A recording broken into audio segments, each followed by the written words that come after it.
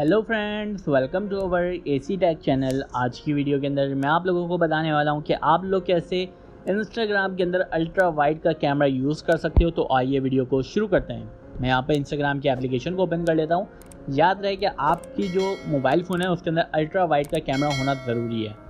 ठीक है दोस्तों, दैन मैं यहाँ पे आके कैमरे को ओपन करता हूँ। कैमरे को ओपन करने के बाद यहाँ पे आप लोग देख सकते हो मेरे पास यहाँ पे कोई अल्ट्रा वाइड शो नहीं हो रहा है। टॉप राइट कॉर्नर में सेटिंग्स का ऑप्शन है।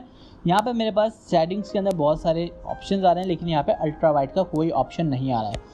तो घबराने की आपको कोई बात नहीं अगर आपके पास भी शो नहीं हो रहा, क्योंकि ये न्यू फीचर आ रहा है जो कि इंस्टाग्राम की तरफ से।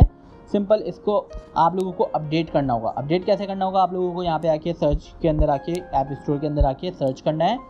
क्या सर्च करना है? इंस्टाग्राम सर्च करने के बाद आप लोगों को इंस्टाग्राम की एप्लीकेशन को अपडेट कर लेना है।